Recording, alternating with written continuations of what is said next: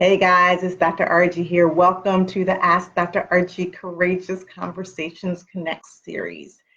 Guess what? It is Mindful Mondays. Yes, Mindful Mondays. So I'm Dr. Argie, founder and CEO of Faith Inc., which stands for Family and Individual Therapeutic Healing, and co-founder and CEO of Connections Matter LLC with my husband, Morgan E. Wilson Jr. This is Mindful Mondays, where we bring you content. Of course, this is the Ask Dr. Argie Courageous Conversations Connect series. We bring you content here every single day, from Mindful Mondays to Testimonial Tuesdays to WIOW, Work It Out Wednesdays, and Thoughtful Thursdays, and we wound it up with Freedom Fridays. And what do we talk about? Hot topics, trending topics, just juicy conversations, and sometimes even some hard, tough, courageous conversations. So this is no different. We are a little bit halfway on time tonight because, the last couple times we've been coming to you a little later. So we are on time fairly, about 5 minutes late, but we're going to get it together here at Faith Inc. and Connections Matter. And so if you like this content, of course, I always ask you to do me a favor and STLC, share, tag, like, and comment on our content here at our platform. We believe in a couple of different things. We call it the 3 T's. Truth, trust, and transparency leads to what? Transformational breakthroughs. And why is that important? Well, because we're wanting to have an honest conversation, and we ultimately believe that courageous conversations connect.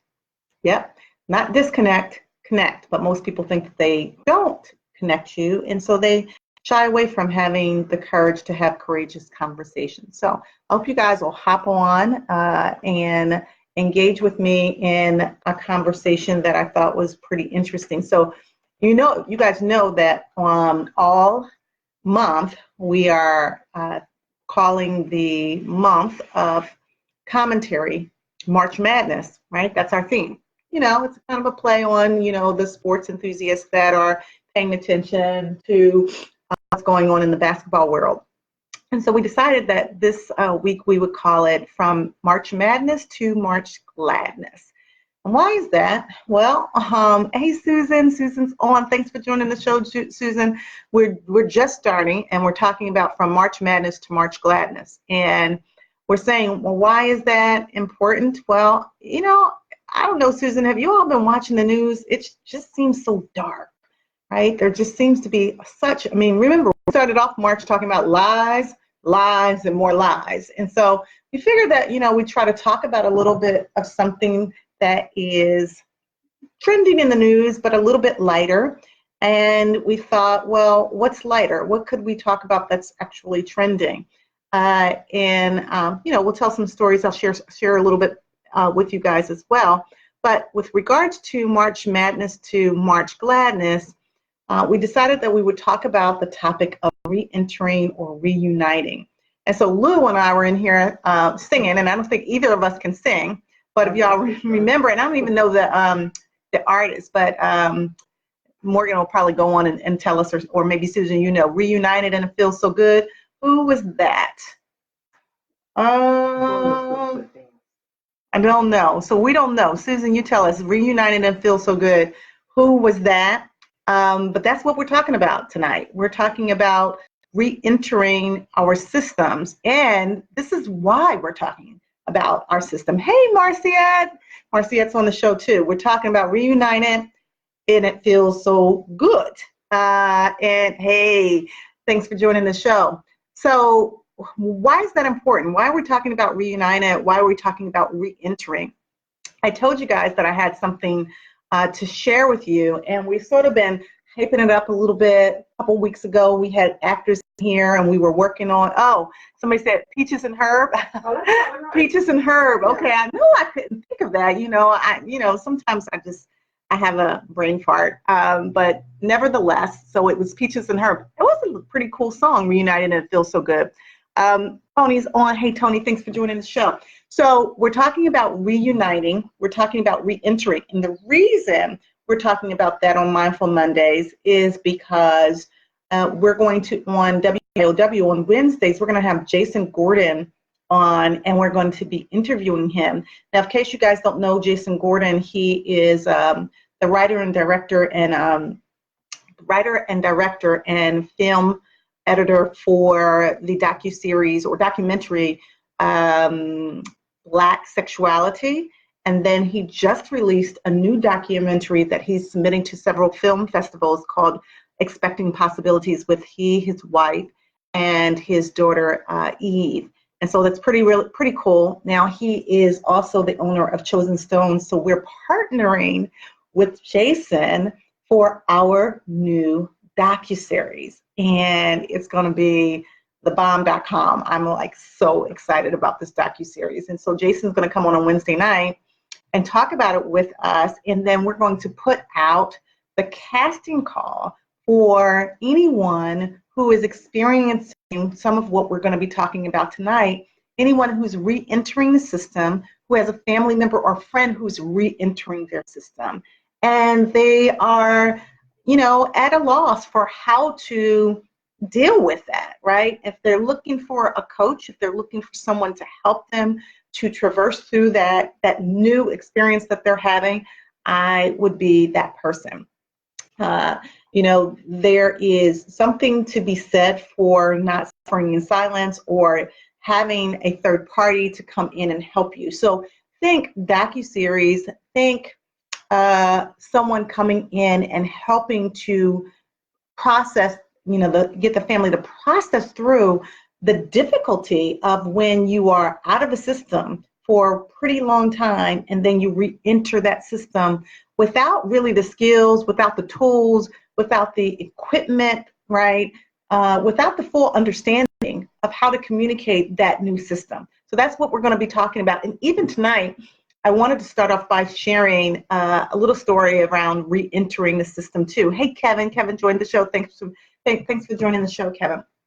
So I was thinking about my own re-entering system or my re-entering experience. And Lucy helped me sort of think about what happened to me some 10 years ago, maybe a little bit longer, probably was about 12 years ago when I was working on my dissertation. And I really had to call all my family members and say, listen, I know y'all think I'm around, but I'm really not. What I need from you is to text me some encouraging messages, be my board of directors, cheer me on, right? But don't ask me to show up at any parties, and know that I'm going to be quarantined in my house with my 2 dogs. And when I'm finished, I'll come back. And interesting enough, even though I was in Philadelphia and I was working, it was about a 2-year push for me to hunker down, not show up at everything, not be all things to everyone, so that I could finish up my dissertation and ultimately graduate. And what was interesting is I did have to re-enter the system, right? And it was a little bit awkward because I was so accustomed early on in my career, being at everything, hanging out with my friends and my family. I can remember one time when I was working on my dissertation, I think it was 4th of July, everybody was barbecuing and you would hear the firecrackers going off, and I was miserable. No one bought me any food. I knew they were barbecuing at my aunt's house, and I was just pretty miserable. But once I finished, and then I realized, oh, I'm free. Now I get to go out and play. I didn't even really know how to go out and play. I needed to re-engage my friends who I think, do my due diligence to say, listen, just because you don't see me around as much doesn't mean that I don't love you, doesn't mean that I don't want to hang out with you. But as an adult working on my PhD, I really needed to figure out how do I bracket, set appropriate boundaries, and focus on my energies on the goal, which meant that I couldn't be at these things that I want to be at, these parties, these get-togethers, just hanging out, even being available at times in the way that I had been in the past. And I had to re-enter the system. And here's the thing, and this is sort of benign because it wasn't based in too much trauma, although, getting your PhD is kind of traumatic. It really is. I call it academic hazing. I didn't realize that there had been things that had changed about me. And I didn't realize that there had been things that had changed about everyone else as well. Because when you think about it, when you've been away from your system, whatever that system is, for 1, 2, 3, 4 years, and then you come back into that system, there is a schism. There is something that's a little bit different about that system, right? And so I had to reacclimate. I had to recalibrate. I had to sort of redesign what it looked like for me to be in my family system. And quite frankly, I had to have realistic expectations of how my family would receive me and what they were up to and how they were functioning when I wasn't around so much. The other scenario that I think about is when I was away at college. And I came back, which Lou can attest to that, with kids coming back home. And if you guys, I'd love to hear from you whether or not you ever had this experience yourself, or whether you have kids that came back and they lost their mind while they were away just because they lived in a dorm room, right? And they thought that they were grown. And then when they come back home, they want to do all the things that they did on Howard University. For me, it was Howard University's campus, right? All the things that I did on Howard University's campus, I actually thought, I don't know why I thought this, but I thought that I could do those things when I got home. Like go out and hang out with my friends, leave at 12 o'clock, come back at 5 o'clock in the morning, not get up until 12 o'clock in the afternoon. Like I thought I could do some of those things. And my parents, Hildred and Elizabeth Allen, kindly told me that you can't do any of those things that you were doing, because you're under our roof. So you do what our rules of engagement are, not your rules of engagement. And so I didn't really like that very much, but I had to sort of reacclimate myself like, oh, snap, I'm not in my dorm room. And these people do have their rules and regulations, and I do have to kind of do what they tell me to do since I'm not paying rent. And so I had to figure some of that out. And it took a minute. I think I was a little rebellious at that time. And my parents, I think they were a little patient with me until they did lose patience with me. But those are just my specific stories about re-entering the system. Y'all tell me what you think. We're talking about re-entering and reuniting in our family systems, or your friendship systems, whatever those systems are. Again, part of why we're talking about this is because we think that most of us, if not dare not say all of us, are filled in our life journey with exits and entrances. We are all exiting out of some situation and entering into another situation. And this is happening throughout the course of our life cycle stages. And when it happens, we're not always prepared for how different our experience, our families, our friends are going to be. We're not always prepared for how different we are. And then sometimes we're not even conscious that we are different, or that we have changed, until somebody starts looking at us saying, no, something is not quite so right about you. And interesting enough, this morning or early this afternoon, we were talking about social media and how social media gives us sometimes a false sense of security. So if we can't get our needs met, or we can't get people around us to tell us the truth, then sometimes we turn to social media and we kind of hang out there and we put our stories out there with the hopes that we'll get positive feedback, and with the hopes that they'll tell us what we really want to hear, which is not always what we need to hear. So tell me what your thoughts about that. Vernon is on. Hey, Vernon. Swift is on. Thanks for joining the show. Marsha's joined. My little bro, Tyrone. Thanks for joining the show, Tyrone. Hazel Ann is on. Kevin is on. Tony. Who else? Marcia and Suzanne. And I'm getting a lot of, I got some thumbs up. I got some hearts. It kind of looked like I got a few not so happy faces too, but that's okay. This is a conversation. This is a dialogue, not a monologue. So if you have some thoughts, if you don't really, agree, I want to hear it, because this is the way that we come to some common agreements about certain things. So again, this is March Madness turned to March Gladness. It's 2 days from spring. If you like this commentary, STLC for me, share, tag, like, and comment. And I want to go into a few things that we can do to mitigate the fallout when we're re-entering a system. And y'all also share with me if there are other re-entering opportunities that you've experienced. For example, if someone you love has been incarcerated, that's a re-entering. They're coming back different than they left. If someone you love has been in the military, that is a re-entering of the system, right? And clearly, God bless the people who keep us safe and protect us. And that is a blessing to all of us. Yet we need to take into consideration that even those who enter the military individually, their families are doing the same in kind. It is a family process, and they have to deal with lots of sacrifices because their loved one is away, not knowing whether they're going to return home, not knowing if they will be the same when they do return home. Oftentimes, the mothers will talk about being single moms or feeling like they're single moms because they're actually even having their children, without their spouses there because they've been called away. So, that is a challenge. It is traumatic with regards to the separation, even kids having separation anxiety regarding that.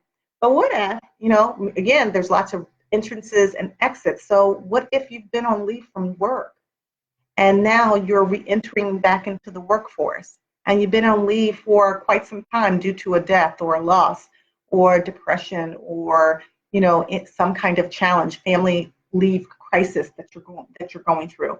Going back into the workforce after having been away, is pretty challenging, pretty traumatic. And you don't know how people will receive you. You don't know if you can catch up. You don't know if they've moved on without you. There's a lot of unknowns regarding that. There's another kind of re-entering, meaning that for persons who are athletes or artists or musicians or actresses, and so their jobs cause them to be away for a really long time. Or what if you have this bi-coastal relationship where you live in one part of the country, then they live in another part of the country, and you're constantly reconnecting, maybe monthly or what have you. That presents a challenge because oftentimes what most people look for is predictability, structure, consistency. Sometimes we live in a rudimentary lifestyle where, things are about ritualistic, processes. We get up, we go to work, we come home, or we go to school. And when you do those things, I had a client once who was a professional athlete, and he retired, and then he moved home. And his children, I like to tell the story because I think we did some good work together, because he wasn't aware, nor was his children or his spouse aware of how they have perceived their husband and their father and how he perceived himself. And so when he got home and he was like trying to insert himself, trying to engage himself with his kids. And he was like, oh, honey, I'll take the kids to the doctor. And the kids and the mother were like, well, can you just go have a couple seats? Because that's not what we do. Why are you even here? We go watch you play ball. You don't go take us to the doctors or do these things at home. And he did not realize how they had set up and socialized their home environment to see him as absent from that system. So then when he tried to reinsert himself, it was pretty challenging. And we had to have a dialogue about how everyone had to start recalibrating and create different expectations for what was going to happen within the household and give voice to their discomfort around the new norm that they were having to establish or they were having to adapt to. And by the way, all of this requires us to adapt. So, I want to give a shout out for what we call as clinicians adaptation, right? Adapting is probably one of the most healthiest things that we can do, because as I had said before in these Facebook Live series, nothing's constant but change, right? There is nothing constant but change. And if nothing changes, nothing changes. So what does that mean? That means that life is full of these entrances and exits, and it is surrounded by change. So where is the schism? Where is the difficulty? The difficulty comes when our expectations don't match our reality, right? So the expectation, for example, is that, hey, and life is just going to be easy peasy and nothing's going to ever change, and we're going to just be the way that we've always been, and we're going to do the things that we've always done, right? So in the rooms of addiction, they call that insanity. They basically say, that it's insanity when you actually expect a different result when you're doing the same thing, or you're engaging in the same way, but you expect something to change. So adapting to your new norm, adapting to change, actually having an expectation that you will change and that others will change around you, and having an open dialogue and communication around that can really help you. And even what happens if you have a separation from a friend, right? We were talking about that a little bit earlier, where a colleague of mine was saying that they had broken up a friendship due to some trauma that happened, and then they reconnected. And that's actually happened with me as well. But what's really interesting is that sometimes we have this false expectation that even when we reconnect, that everything's going to be the same. Everything's going to be the same. We're going to just pick up where we left off. And in some relationships, you can sort of pick up where you left off. But in other situations, picking up where you left off will kind of leave you with a false sense of security, because the person really isn't the same as who they were before you departed. So as that person is re-entering your system, it does require that you have a conversation, right? A courageous conversation that helps you to understand a couple of things that we're going to kind of go through in a little bit. But before we do that, I want to make sure that we shout everyone out. There's quite a couple other people on. Hey, Roger, he just joined. Thanks for joining the show, Roger. Jocelyn is on. James Jones is on. Thanks for joining the show, guys. Marsha's on. Of course, my little brother Ty, and Swift is on. And Hazel Ann, Kevin, Tony, and Marcia, and Suzanne. So we here at the Ask Dr. Argie Courageous Conversations Connect series are talking about re-entering and reuniting a system, right? And part of that schism, part of that process can be pretty traumatic when we're re-entering a system. It can actually knock us off our square, quite frankly. If, the one thing that a system that I didn't mention is what happens if your parents re-enter your system. You're newly married. This happened to a family member of mine. They were newly married, and her mother needed support, and so she had to move in with this newly married couple. All right, what do you do then? It is a challenge. You want to care for your seniors. At the same time, you're in a newly married situation where you want your space and you're really trying to get your own rhythm. What do you do in that situation? Or what do you do if you're newly married, yes, and then something happens and you need to then move in with your parents? Is that okay? Is that challenging? Excuse me. My niece and her husband moved in with my sister. She usually hops on. We got to babysit Morgan and I this weekend, so we were in our glory with our little lumpkins, which is our great niece. But they moved in for a specific reason, and they had some goals that they wanted to accomplish, and this was the best way for them to accomplish their goals. So shout out for them for being strategic about what they wanted to do. But I guarantee you they also still had to adapt to some things like, having their own privacy and being in a new environment and those kinds of things. So what does that look like? And OB is on. Hey, OB, thanks for joining the show. What does that look like? I want you all to kind of weigh in.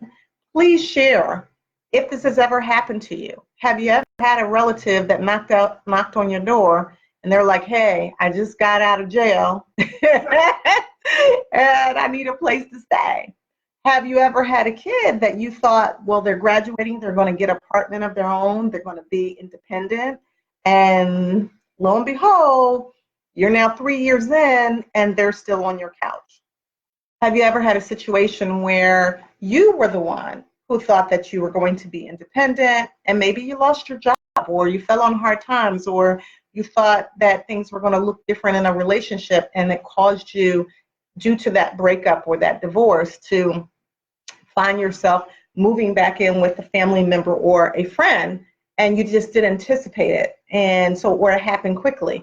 You know, even something as tragic as fires. I was watching the news this past weekend and there were like 3 fires in one day. Like, yeah, really? You see that, Lou?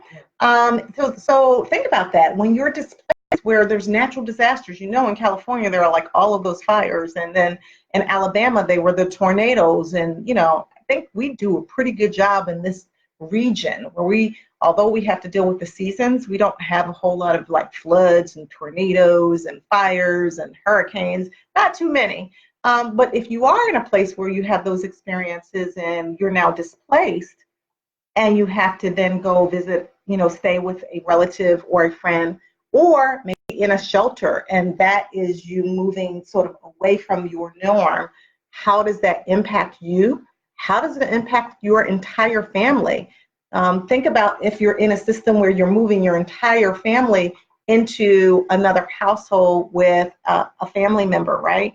So those children who need predictability and structure and consistency have to readapt their entire system to something that's a new norm. And in some ways, it's good where you begin to, you know, help little kids to adapt to new norms, because then they, you know, they build up a resilience, they build up that grit that they need, so that when things happen, you know, challenges, curveballs, they're not totally knocked off their square. But it can be challenging nevertheless, which is why you have to talk about it. Hey, Donna just joined the show. And Chris, hey, Chris, thanks for joining the show. Leon's also on. Thanks for joining the show, guys. Donna says, I had to do it. When my daughter went to private school, there was no way I could afford private school and household bills. Absolutely. I mean, it happens. Yeah. It absolutely happens. Let's face it, guys, you know, the bill collectors don't really care whether or not your children are in private school. You really can't say, hey, you know what, my kid is in private school, and therefore I'll pay you next year. Not happening. So then you have to make some decisions, cost to benefit, that either determine, you know, where you're going to put your energy, your time, quite frankly, your resources, and what you can afford. And sometimes what that means is that you may have to choose to move in with someone else, or if someone is gracious enough to allow you to share that space, maybe you move someone in with you to help to offset the bills. I think those are smart things to do. However, interestingly enough, that also happened to me at some point. And I think that, you know, this is where rules of engagement and a courageous conversation is really, really important. How many of you have moved in with someone and you didn't have any clarity about how that would go? You didn't have the conversation. Or we would say, yep, in the background. Or how many of you, if it wasn't you that moved in, how many of you have allowed somebody to move in with you? And then you didn't have a conversation, whether it's your kids, when you're thinking, oh, well, they know that there's rules. And then before you know it, you're looking at your clock and it's 4 o'clock in the morning. You're like, well, maybe they don't know. It's rules. How many of you have had those experiences? Because when you don't talk about those experiences and when you don't really process what that's going to look like, then you have what I like to call, one, unrealistic expectations, and you have roadblocks, and basically you crash, right? You crash and burn in the relationship because you're thinking one thing, they're thinking another thing, and the audio doesn't match the video. So tell me what you think. This is the Ask Dr. Argie Courageous Conversations Connect series. It is Mindful Mondays, and we are talking about our topic, our monthly topic, or our theme is March Madness.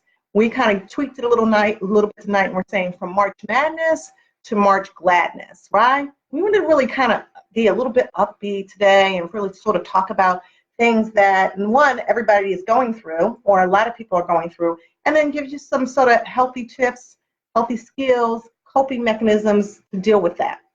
And so our topic tonight is reentering and reuniting. In fact, Morgan reminded me that Peaches and Herb that song Reunited and It Feels So Good. Y'all remember that? I can't sing, so I won't be singing that. I won't be harmonizing. Although I had someone, Dr. Jones at our church, who said, Argie, anyone can sing. Everybody can sing. I'm like, you haven't heard me. When I was a kid, they used to say, just sing. Don't actually use your voice. Just pretend, because my voice, I'm just bad. Donna's on. Hey, Donna, thanks for joining the show. Garfield is on. Hey, Garfield, thanks for joining the show. Debbie King is on. Byron is on. Thank you guys for joining the show. Tell me, what are your thoughts about, or your experiences about reentering the system? Here on this platform, we believe that truth, trust, and transparency leads to transformational breakthroughs. However, if we're not truthful, if we're not truthful, we can't build trust. If we can't build trust, then it does not allow us to be transparent. If we're not transparent, then we can't have transformational breakthroughs. And I can tell you that sometimes when we've had these situations when it comes to reentering a system where relationships have just broken up, which is really sad. Like, it can get pretty nasty. You find yourself doing something to help a friend out. They say, oh, I just need to lay on your couch. I need to sleep on your couch for like 2 weeks. Anybody ever experienced that? And then 2 weeks turns into 2 years? Yeah. That was like, yeah. That is what I call a disaster. At some point, you have to like recalibrate and have an open, courageous conversation and say, listen, this is not what I signed up for. This is not what I multiple times, but my sister-in-law reminded me, we're talking about somebody else that just do some different things, and she says, well, remember how many times it took you to kick me out of your house years ago? Uh-huh. She goes, so let me know how that works for you. Listen, sometimes I do think that sometimes people who are giving, caring human beings, and they see a need. Lou is one of my very best friends for over 30 years, and she's come on board to help us out here at Faith Thinking Connections Matter. And so we don't just have a working relationship, we have a friendship. And so we've talked about many things. And, it is true, that there are times when out of you being a giving, caring, empathic soul, out of the kindness of your heart, you open up your space, and unfortunately, people can take advantage, right? And then you find, or I'll speak for myself, I have found myself feeling badly and guilty, like I'm the one that did something wrong, because I have to engage in a conversation and say, listen here, you're not holding up your end of the bargain. You said you would be out by this point and you're not. Or we agreed to this, meaning, how about you throw some coins my way? Like we agreed that you would participate in the financial responsibility of the household, bills, and you're not doing that. So those are, again, the courageous conversations that I guarantee you, if you have a re-entering of a system for your young adult that's coming back home, or a family member or something like that, have the conversation on the front end. I actually think that you need to have the conversation, draw up an agreement, have both parties sign and date the agreement so that there is a binding document between the two of you, and then there's less conversation on the back end, because you can say, listen, this is what you signed. If we need to renegotiate, let's talk about renegotiation, but this is what you signed. That's a little bit different, that scenario, than if, for example, you have a spouse that is returning home from incarceration, being in the military, a spouse who's taken a job, out of town for a couple of years, and now they're returning home to the family system, and the family has to adapt to that new norm of them being, there. That's a little bit different, and that requires a different conversation. Mike is on, Angel's on. Thanks for joining the show. If you guys are just joining the show, we are talking about re-entering, right? We're talking about re-entering the family system, friendship system for any number of different reasons. And the challenges that sometimes can take place when you are re-entering a system. And, let's just even say, like, when you think about marriage, right? And you've been dating for some time, and now you are entering into living under the same roof.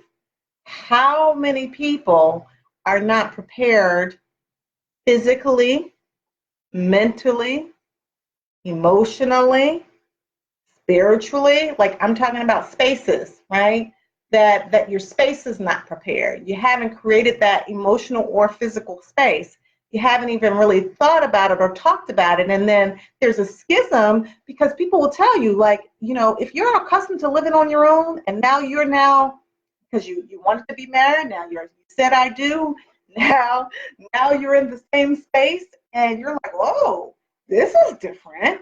But how many people, as we say, did a whole lot of planning of the wedding, but not a whole lot of planning of the marriage and what it would be like to cohabitate? This is about truth, trust, and transparency leads to transformational breakthroughs. There's a lot of people out there that don't do a great job of cohabitating.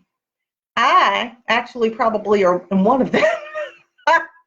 Although I do like hanging out with my husband Morgan in the house. I was surprised, to be honest with you, because if you all know my story, you know that I was single for a really, really long time. So I was accustomed to living in my own home, and if I wanted to be around folks, I could, and if not, I would just go home and just be me and the dogs. And so, living and cohabitating with another person took some adjusting to. However, I do think that, we talked about what that would look like. Now, I'm not going to be dishonest and say that it did not take time for me to really adjust to that new norm and then process, what are we doing well? What are we not doing so well? It took a minute. And that's what I'm proposing to you, that you all need to really think about, what is that going to look like for you? Earl is on. Hey, Earl. So HU's in the house. Thanks for joining the show. Kenneth is on. Thanks for joining the show. If you're just joining, this is the Ask Dr. Argie Courageous Conversations Connect series, and we're talking on Mindful Mondays about re-entering a system or reuniting. What happens if you've broken up? I have had several of those situations in my practice where people have broken up. They've actually even divorced, and then they realize that they're still in love, or they should never have broken up. And then they get back together and then they remarry, right? And by the way, a lot of times when that scenario happens, you engage in a blended family.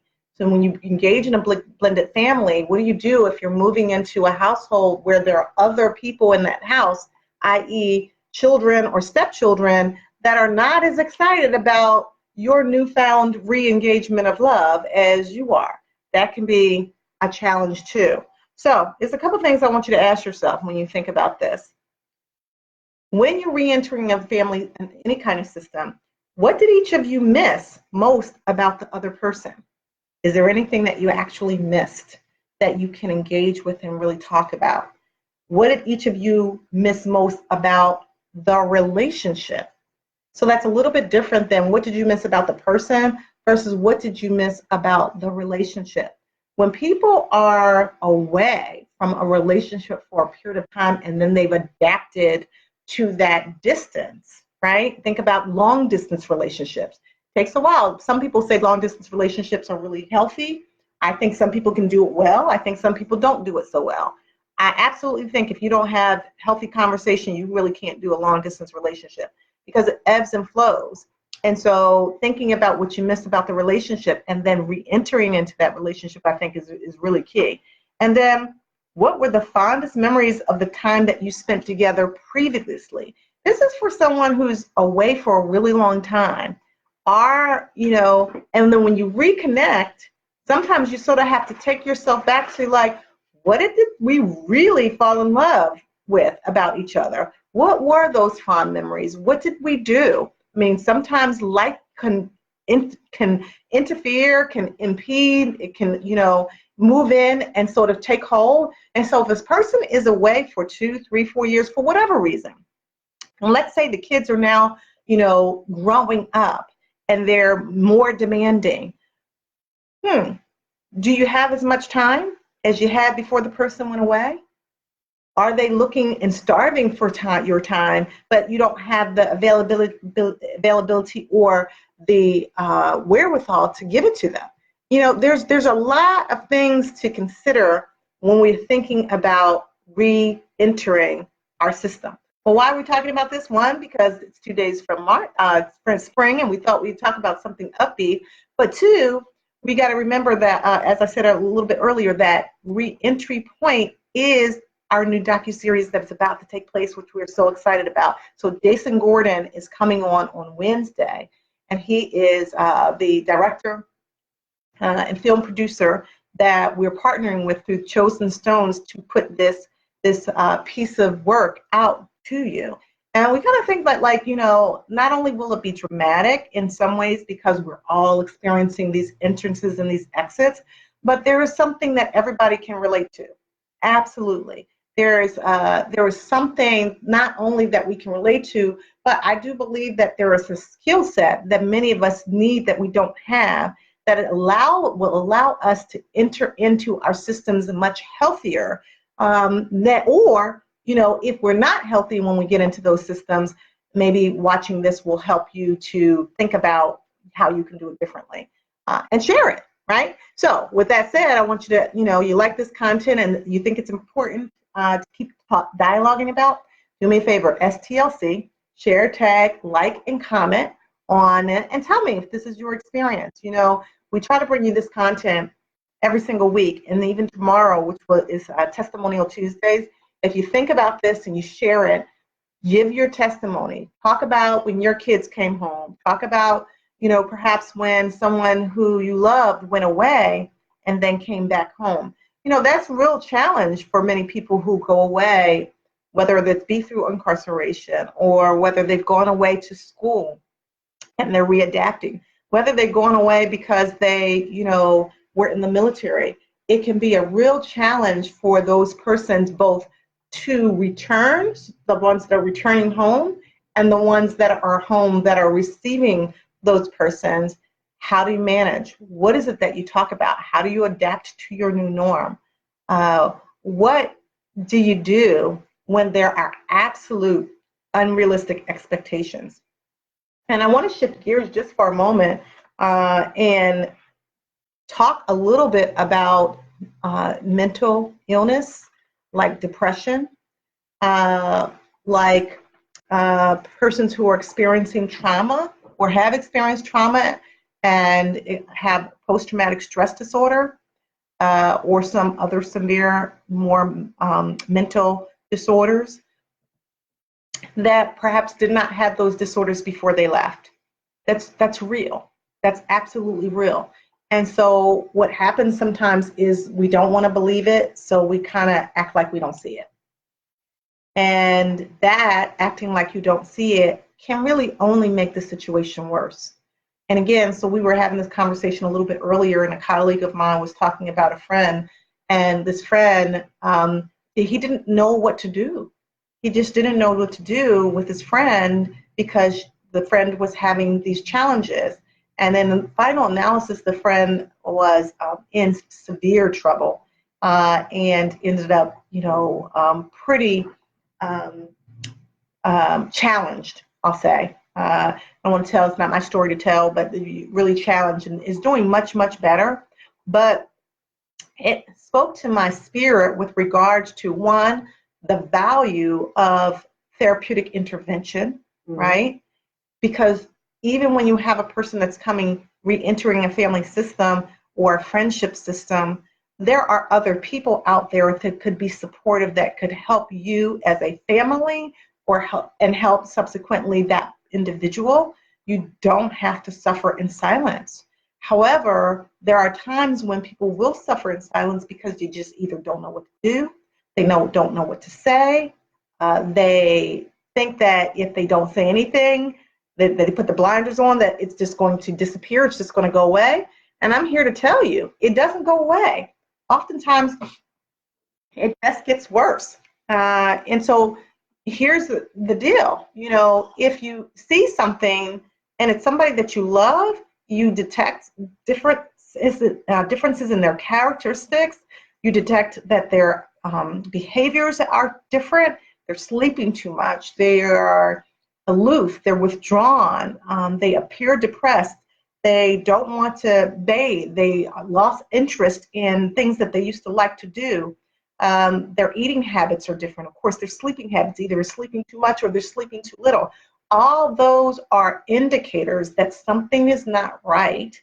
And I believe that you owe it to the person that you care about to not just idly sit by and not say or do anything, because there really is some help out there. And I would say, don't stop until you get the help that your friend or your partner or your loved one needs.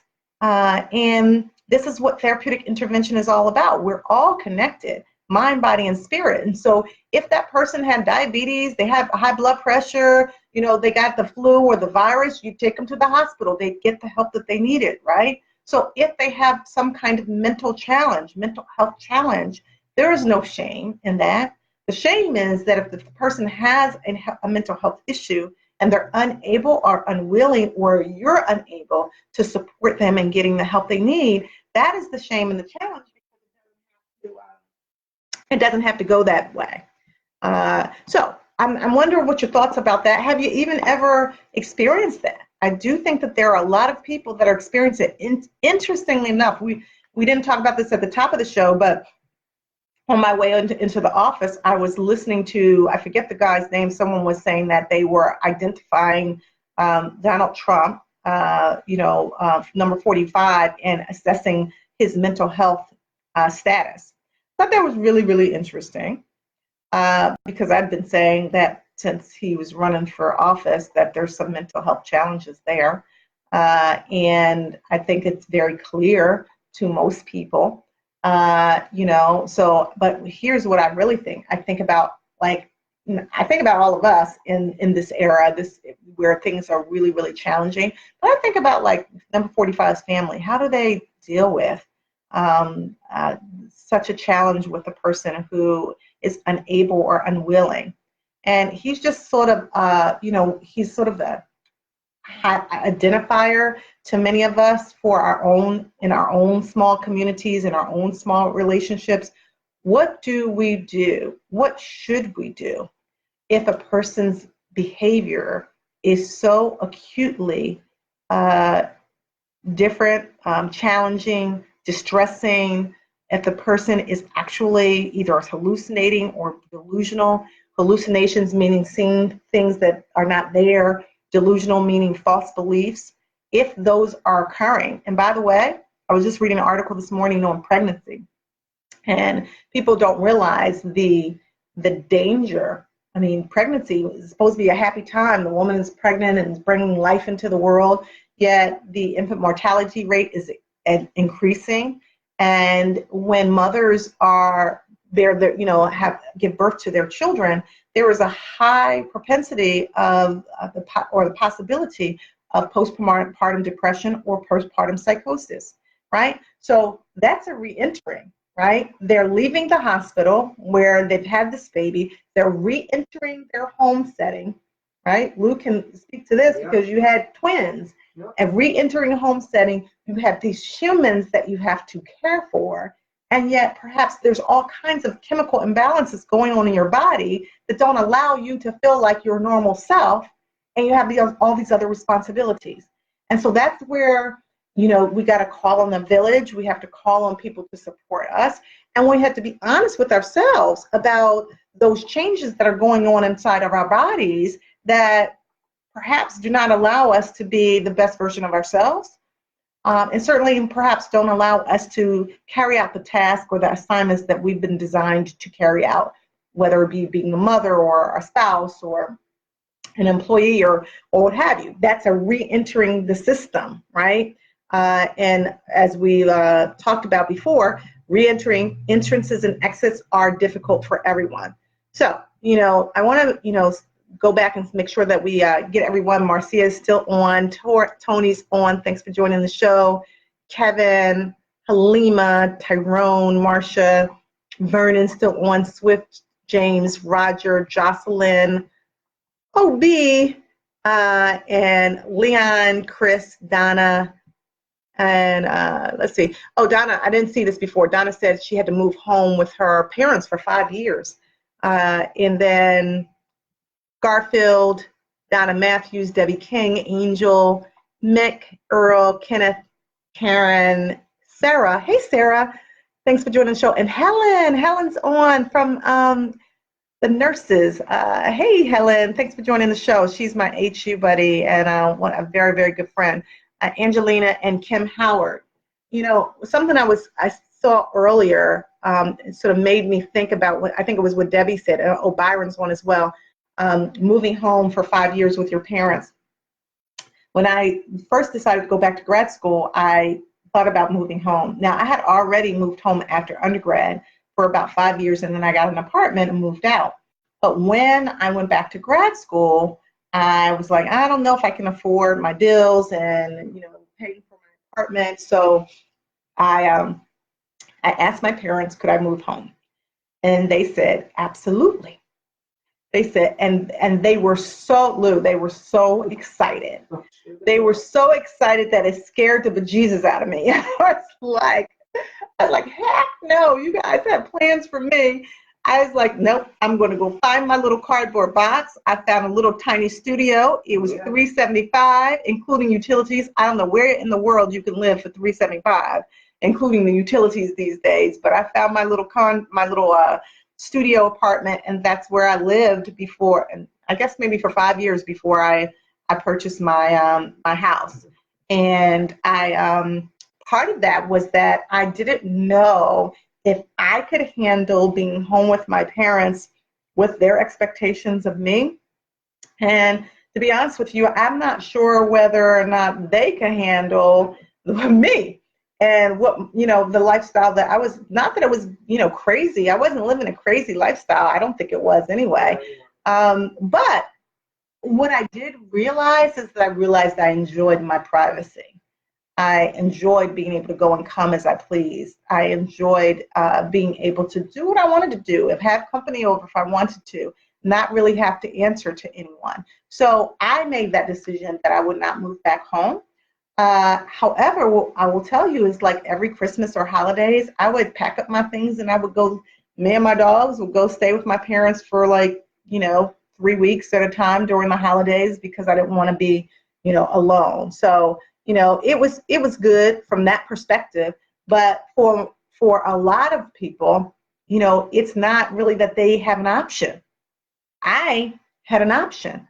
Many people don't have an option. They're in need, and this is where they have to go. They have to re-enter a system.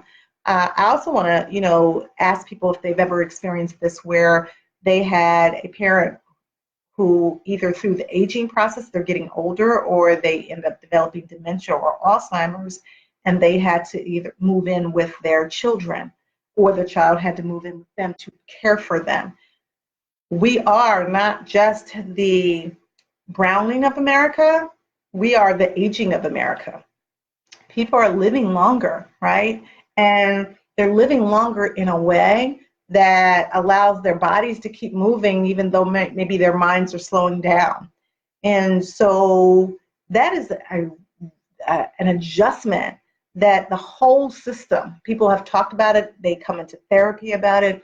I think it's a good thing for them to come into therapy about that, because it's a schism to the system. When your life is full of, moving and shaking and doing whatever you have to do, and now you're fully responsible, not for an infant, but you're fully responsible for your parent. You're then having to bear witness to a parent who probably was amazing, right? And have, given you the best life that they possibly could, or maybe not, but now they're completely dependent upon you to care for them. And we know when you think about caregivers and caretakers of older adults, sometimes they talk about, studies show that they end up becoming ill, sometimes even passing away before the person that they're caring for. So from that perspective, caretakers, caregivers, they really have to do their due diligence to care for themselves, or find a village or find resources, a support system that will help them to manage. Like Lou and I talk about that all the time too, because, you know, from years ago, it was her support system when she was caring for her father. And sometimes your support system doesn't always look like you think it should, right? So sometimes you think, you know, you and your family, you're going to rally and you're going to just, you know, you're going to work it out and care for that family member. And sometimes maybe yes, sometimes maybe no, right? And if it's no, right, then can you find what I call family, friends who have become family? Can you find those persons? Or are you able to identify, if they're not friends who've become family, who are the caregivers? You know how, was it Mr. Rogers used to say to the little people, like, if you feel like you're in distress, look for the people in uniform, right? Those are the helpers. They, you know, like if you get lost and you're at an amusement park or there's a fire, look for the police officer, look for the helpers. Well, as adults, we kind of need to look for the helpers too, right? We need to look for people who can help us, because there is no such thing as walking this journey by yourself called life. It just doesn't happen. We all need someone, multiple people, as we traverse through this these life cycle stages in this thing called life. We just do. And the sooner we start believing that, sooner we start understanding that, the better off we'll be when we recognize that we're all connected and that we all need someone, we all need people, and that we all need sometimes to even have some courageous conversations that help to connect us. So the other things I wanted you to hear is, or think about when it comes to asking yourself these questions about re-entering or reuniting, is which aspects of the relationship work best for you, right? What's a good fit, right? And that looks different sometimes depending on the circumstances. But having a conversation and saying this works and this doesn't work. And can we come to what I like to say is a commitment and a compromise based on communication? Can we come to commitment and compromise based on communication? Also, what are the new rules of engagement when you're re-entering a family system, a friendship system? If the rules of engagement are different now, let's say you're reconnecting with a friendship, but now your new friend is married, right? Can you hang out every night? Probably not. So you're re-entering that system functioning very differently than you did before. And are you the person or the person that's returning different? That is a courageous conversation where you have to be truthful and trusting and transparent with yourself and the other person, because maybe you are very different, right? So you need to check yourself. You know, are you similar to how you were, or what are the things that are different, so that you don't blindside the person? And where are the unresolved, this is really, really important, where are the unresolved conflicts that you never addressed? Can or will you be able to address them? Are there unresolved conflicts? Because sometimes what happens is we call it the pink elephant in the room that nobody wants to talk about. And so we sweep it under the rug. And then we think that we've come back. And how many of you all have this happen to? Where somebody dies and then some people come out of the woodworks, they come back, they see you at the funeral, and then now they're back in your life, right? Or, you know, for whatever reason, right? Or someone dies and they think it's an opportunity not only for them to come back into your life, but to move in with you. Because they're like, oh, this big old house, you need somebody to move in with you. So, you know, just picking up where you left off without resolving the conflict that perhaps you had before there was a separation is not a good thing. So having a conversation once again. And then finally, again, we talked about, is there post-traumatic stress disorder if the person was away for, you know, being in the military or being incarcerated? Is there post-traumatic stress disorder because the person was traumatized at work, they went out on stress, and now they're going back in the same work environment? speaking of workplace environments, quite frankly, you don't have to go to prison to be stressed out or to feel like you've been oppressed or depressed or feel like you've been, emotionally assaulted, discriminated against, marginalized, othered. You can just wake up in the morning, put your clothes on, and drive to work and find yourself in a hostile environment where you are experiencing continual traumatic stress disorder on a daily basis.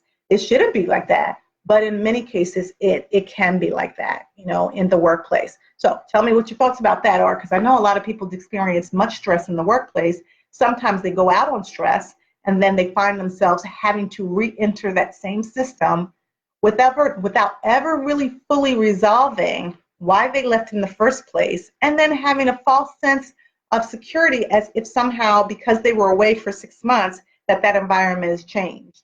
When in all reality, the environment is probably what? The same. Tell me what you think. Cynthia's on. Thanks for joining the show, Cynthia. Eric is on. Nicole is on. Give my hugs and loves to Lumpkins for me, Nicole. IK Bradley is on. Kia Gibbs, HU is in the house tonight. Thanks for joining the show, Kia. And Karen is on, as well as Angelina Hunt and Helen and Sarah Frisbee is on, and Karen James, and quite a few other people from HU. So tonight is the HU night. So guys, thank you for joining the show. In case you're just hopping on, we are talking about not the workplace, but we were just talking about the workplace, but we're talking about entrances and exits in a system. And we're talking about re-entering and reuniting our systems in a way that's healthy for us. And before we transition, I want to, have you guys make sure that if you have